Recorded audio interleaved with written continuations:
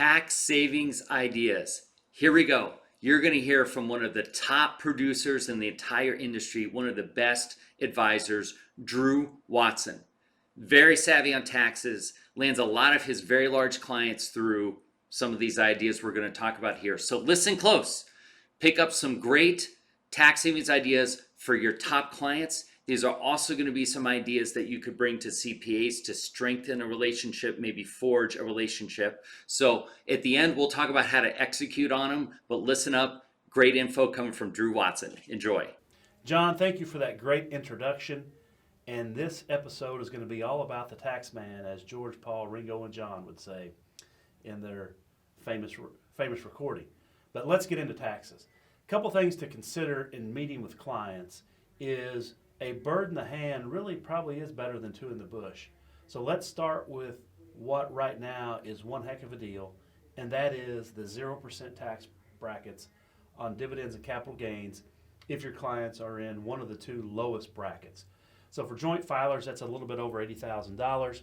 And if you think through it, it's hard. We don't know what's going to happen with Biden's tax plan, but they're not going to get any better deal than 0%. So make sure your clients take advantage of the 0% tax brackets while it's there. We don't know if it's going to go away or not, but it's not going to hurt them to take advantage of those brackets while it's there. If you have clients that want to try to get an idea of what may happen with taxes, I think our best estimate would be going back to 2017 and looking at how taxes were before the Trump tax cuts. Specifically speaking, we've run the numbers, and on a married, retired clients, about 65, 66 years old, making say 110,000 a month retirement income.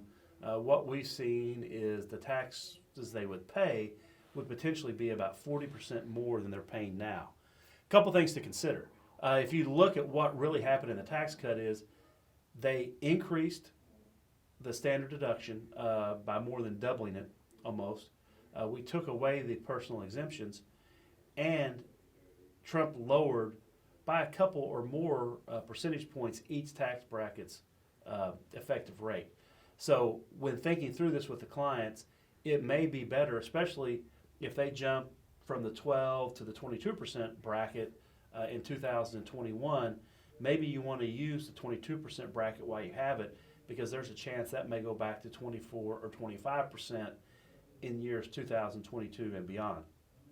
Another big question is the supposed wealth tax, and for your larger clients that either have a large net worth or make over $1 million a year, now might be the time to go ahead and pull the plug and take some capital gains on long-term assets, even if you just reset the basis of those, because it does appear that there's a strong push that for people making over $1 million a year, you're going to be at the highest bracket, which would return to 39.6, and there's been no talk of the repeal of the Obamacare excise tax. That's another 3.8%.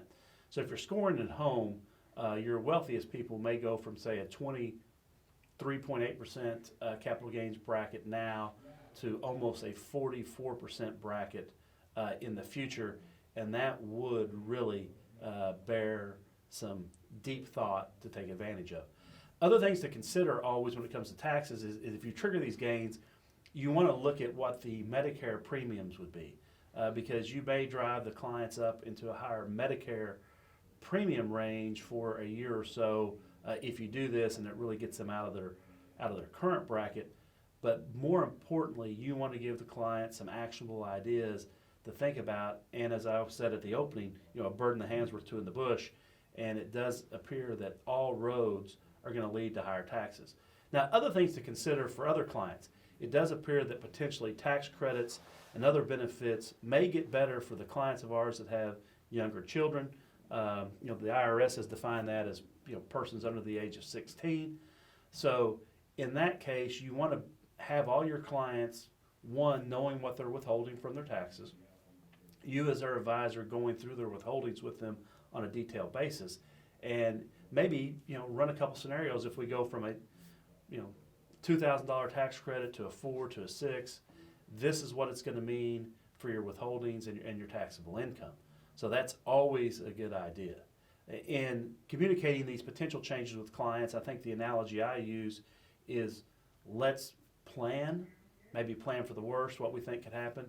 And that way, if we end up somewhere not quite that bad, we'll know exactly what changes to make as we get into 2022.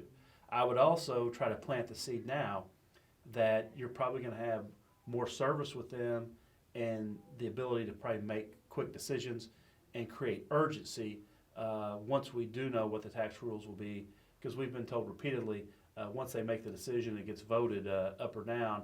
If it's passed, then really where we'll go is beginning 2022, the new laws will be set in motion. Other things to consider for your business owner clients, you want to know what potentially could go on with the QBI deduction, which has been so important, and the accelerated depreciation clauses. There's been nothing said about changing recapture rules if people have depreciated assets, or if you've got clients that have a lot of rental properties, that's something else to consider. But there is enough meat on the bone, more importantly, to get your clients in the door, talk about one of these topics, and take action. Because remember, the tax man is not just on the album, it's probably right around the corner for all of us. Have a great day. Wow, fantastic information, Drew. Thank you so much. Folks, here's what we can do with it. It's hard to implement all these all the time. So here's how you start. Just pick one of these ideas, look at your client base, especially at the top, see who this applies to. Reach out to those clients, help them out.